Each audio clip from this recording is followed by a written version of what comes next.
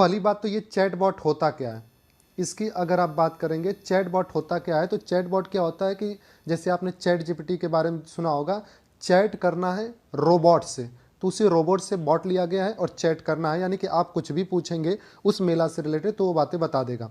ठीक है, तो आपको बताना है क्या वो प्रयागराज बॉट है, क्या वो कुंभ सहायक है, या फिर वो मेला बॉट है, या फिर उसको संगम बॉट नाम दिया गया है। तो आपका जो सही उत्तर होने वाला है वो है कुंभ सहायक। जो हमारा चैटबॉट लॉन्च किया गया है कुंभ मेला से रिलेटेड श्रद्धालुओं की सहायता के लिए कि आपको कुछ भी वहाँ पे पूछना है, क्योंकि भीड़ बहुत ज़्यादा लगने वाली है, तो वहाँ पे कोई भी जानकारी आपको लेना है तो आप अपने मोबाइल ऐप में कुंभ सहायक ऐप को डाउनलोड कर लीजिए और वहाँ पे सारी जानकारी आपको मिलती रहेगी। ठीक है, तो आइए हम लोग आगे बढ़ते हैं। अगला प्रश्न हमारा है, इसमें कुछ जानकारियाँ भी हैं जिसे आप देख सकते हैं। अगर हम लोग बात करते हैं कि कुंभ मेला जो है वो कब से कब तक शुरू किया जा रहा है, तो ये ध्यान रखना है आपको, जो कुंभ मेला हमारा है वो 2025 में प्रयागराज में 13 जनवरी से 26 फरवरी के बीच में आयोजित होगा। ये ध्यान रखिएगा, 13 जनवरी से लेके 26 फरवरी के बीच में इसको आयोजित किया जाएगा। ठीक है, तो इसको भी याद रखिएगा, हो सकता है प्रश्न में पूछा जा सके। अगला प्रश्न आपका कहता है, हाल ही में 22वां दिव्य कला मेला किस शहर में आयोजित किया गया है। ये आपके परीक्षा की दृष्टि से अति महत्वपूर्ण सवाल बनता है। ठीक है, क्या पहली बात ध्यान रखिएगा, 22वां नंबर का ये है दिव्य कला मेला जो है वो किस शहर में आयोजित किया गया है, तो इसका जो सही उत्तर होगा वो है नई दिल्ली। ठीक है, अच्छा इसमें हुआ क्या है, तो यहाँ पे आपको प्रश्न में मिल जाएगा। ठीक है, कि इसमें क्या किया गया है, यहाँ पे अगर आप देखिए तो इसका आयोजन नई दिल्ली में किया जाएगा। ठीक है, इसमें जो एक्चुअली जो वोकल फॉर लोकल का सेंस है ना, जो वोकल फॉर लोकल का जो सेंस दिया जाता है, ठीक है, इसकी आंदोलन को बढ़ावा देना है, यानी कि जो हस्तशिल्प है, जो पर्यावरण के अनुकूल उत्पाद होते हैं, सांस्कृतिक का प्रदर्शन होता है, इससे रिलेटेड बातें की गई है। और इसमें कुल मिला के 20 राज्य और केंद्र शासित प्रदेश के 100 से ज़्यादा कारीगर जो हैं यहाँ पे भाग ले रहे हैं। ठीक है, तो इसे याद रखिएगा कि दिव्य कला मेला जो है वो कहाँ पे शुरू किया गया है, दिल्ली में शुरू किया गया है। इसका थीम क्या है, वोकल फॉर लोकल, जो भी छोटे मोटे कारीगर हैं, ठीक है, जो लोकल लेवल पे संस्कृति प्रदर्शन करते हैं, वातावरण के अनुकूल में उसके रिलेटेड उसको बढ़ावा देने के लिए इसका किया गया है। ठीक है, अगला प्रश्न है, एरिंग वन्य जीव अभ्यारण्य किस राज्य में से संबंधित है। ठीक है, तो एरिंग जो है वन्य जीव अभ्यारण्य जो है आपका मिलता है अरुणाचल प्रदेश में। ठीक है, कहाँ मिलता है, अरुणाचल प्रदेश में, इसे भी याद रखिएगा। ठीक है, अगर इसके बारे में हमें जानकारी लेना है तो यहाँ पे पीडीएफ में आपको दिया होगा, पीडीएफ अगर आपको पढ़ना है तो आप सम्राट एकेडमी GZP को ज्वाइन कर लीजिए टेलीग्राम चैनल पे, वहाँ पे सारा पीडीएफ आपको मिल जाएगा। ठीक है, अगला ये प्रश्न देखते हैं, अंतर्राष्ट्रीय तटस्थता दिवस कब मनाया जाता है। तो ये जो दिवस है इस पर ज़्यादा चर्चा करने की बात नहीं है, आप लोग इसको नॉर्मली पढ़ सकते हैं। ठीक है, कि अंतर्राष्ट्रीय तटस्थता दिवस जो है वो कब मनाया गया, तो वो मनाया जाता है आपका 12 दिसंबर को। ठीक है, कब मनाया जाता है, 12 दिसंबर को। ठीक, अगला ये प्रश्न देखते हैं, इसमें अगर आपको समझना हो कि ये क्या चीज़ है, कैसे है, तो यहाँ पे पीडीएफ में पूरी बातें आपको दे दी गई हैं। ठीक है, वहाँ से आप समझ सकते हैं। चूँकि तटस्थता का मतलब वही बात होता है कि निष्पक्षता, जैसे अगर हम लोग बात करते हैं जब आपका शीत युद्ध चल रहा था तो भारत वहाँ पे भी तटस्थता किया। भारत जो है नाम का भी है, नॉन अलायंस मूवमेंट का भी फाउंडर मेंबर में गिना जाता है। ठीक है, कुल मिला के भारत का हमेशा शुरू से ही यही नीति रही है कि वो हमेशा क्या करे, जो भी वो शांति स्थापित करने की बात करें। इसके लिए हमारे यहाँ जो है आर्टिकल 51 भी लागू है कि हम विदेश में भी शांति की बातें करते रहते हैं। ठीक है, आइए अगला प्रश्न देखिए, समाचारों में दिखी चक्की नदी किस नदी की सहायक नदी है। चक्की नदी आज कल आपने देखा होगा, पिछले 2-3 दिनों में इसका जो है न्यूज़ में बहुत ज़्यादा चल रही थी। तो ये जो है वो ब्यास नदी की, चक्की नदी जो है वो ब्यास नदी की सहायक नदी है। ठीक है, अब बात करते हैं कि ये क्यों चर्चा में रही।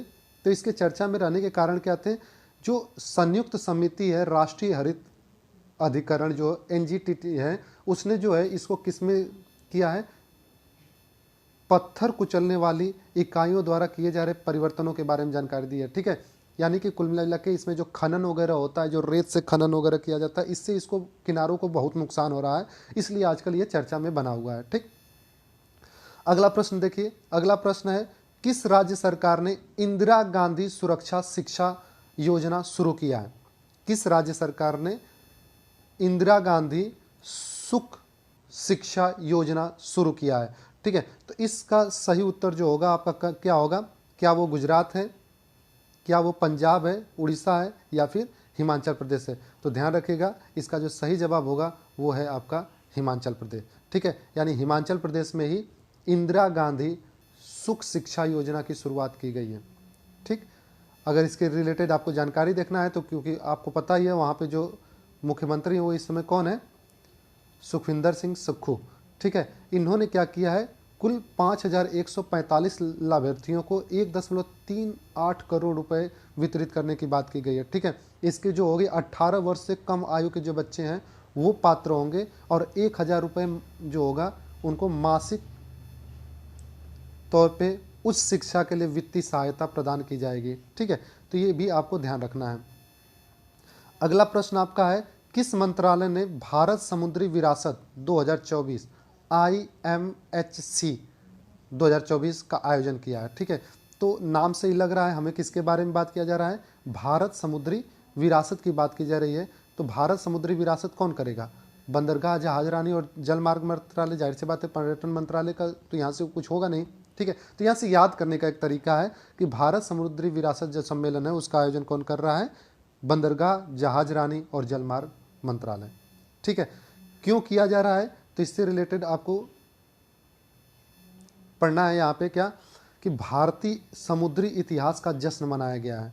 ठीक है ना, इसका जो आयोजन किया गया है इसमें क्या है, वैश्विक सांस्कृतिक और आर्थिक आदान प्रदान के लिए जो भूमि, इसकी जो भूमिका रही है हमारे समुद्र की, उसके ऊपर प्रकाश डाला गया है। ठीक है, और फिर भारत जो है विश्व गुरु का चूंकि सपना देखता आ रहा है। ठीक है, जस्ट अ मिनट, भारत जो है विश्व गुरु का सपना देखता आ रहा है, तो यहाँ से आपको ध्यान रखना है कि दृष्टिकोण को रेखांकित करेगा कि भारत आखिरकार कैसे दुनिया में जो है इम्पोर्टेंट रखता है। इसी पर आपने देखा था एस जयशंकर साहब ने एक बुक भी लॉन्च किया है। ठीक है, वाई इंडिया मैटर्स नाम से, तो इस पर भी आपको ध्यान रखना है। ठीक है, एक्चुअली में इसमें क्या है, जो समुद्री विविधताएँ हैं, जैव विविधताएँ, उनको भी संबोधित करना है, यानी उनके भी संरक्षण की बात करनी है। अगला प्रश्न है, युवा सहकार योजना किस संगठन द्वारा कार्यान्वित की गई है? युवा सहकार योजना। ठीक है, तो यहाँ पे अगर बात करते हैं नाबार्ड, तो अगर मैं पूछूं नाबार्ड के जो है इस समय अध्यक्ष कौन है, तो आप क्या कहेंगे? साजी केवी। ठीक है, नाबार्ड के अध्यक्ष कौन है? साजी केवी।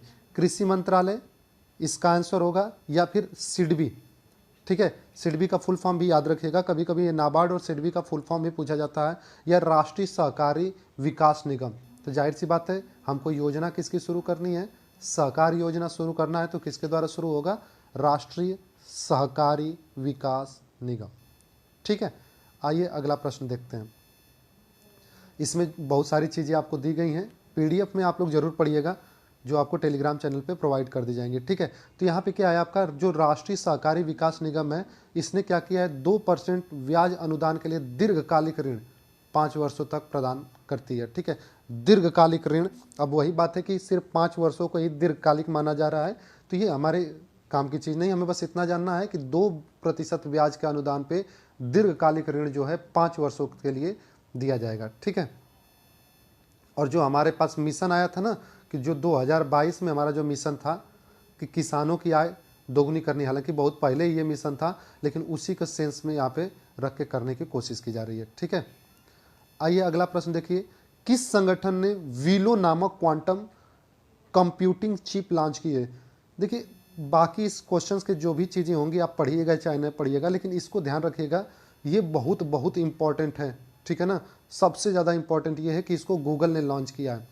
अब हुआ क्या था एक्चुअली में, ये जो पहले ये नाम रखेगा willow quantum computing chip, actually में ये ना, मतलब समझ लीजिए आज के समय के लिए सबसे बड़ा एक रिवॉल्यूशन लेकर आने वाला चीज़ है वीलो।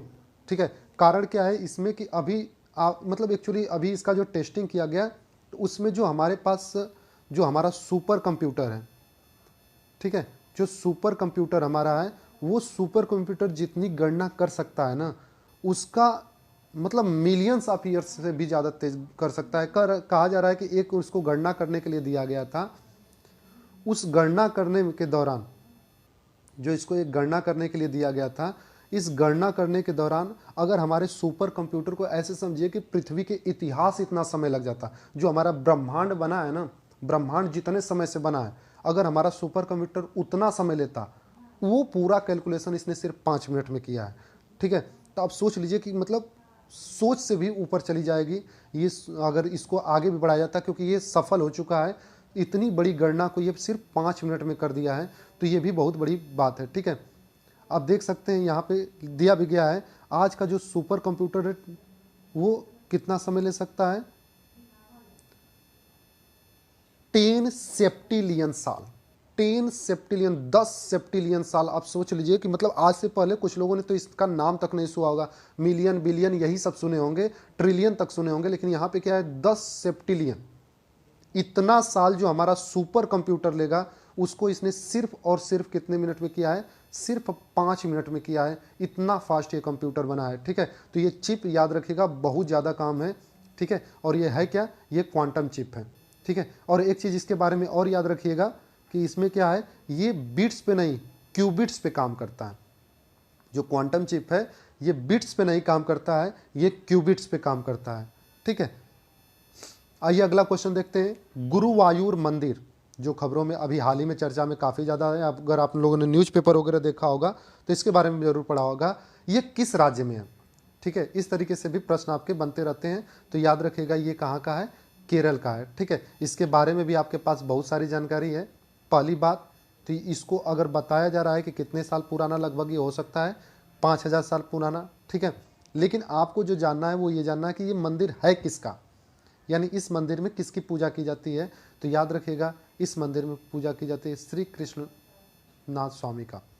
ठीक है, एक्चुअली में हुआ क्या था कि जो सुप्रीम कोर्ट है उसने जो है यहाँ पे कुछ श्रद्धालुओं, जो कि काफ़ी ज़्यादा भीड़ लग जाती है, वहाँ की जो हाई कोर्ट है, सॉरी सुप्रीम कोर्ट नहीं हाई कोर्ट, उसने जो है इस पर रोक लगा दी थी। ठीक है, बाद में इसको जो है इसी वजह से ये काफ़ी ज़्यादा चर्चा में हो गया। एक्चुअली में ये क्या है, यह मंदिर जो है पारंपरिक केरल की जो वास्तुकला है उससे रिलेटेड काम करती है। जाहिर सी बात है उसको बढ़ावा मिलता है, तो हाई कोर्ट का जो मामला है उच्च कोर्ट का, वहाँ पे केरल हाई कोर्ट का, उसकी वजह से इसको चर्चा में किया गया कि इस तरीके का उसने जो है आदेश दे दिया था। ठीक है, तो आज के लिए बस हम लोग इतना ही रखेंगे, मिलेंगे नेक्स्ट वीडियो में।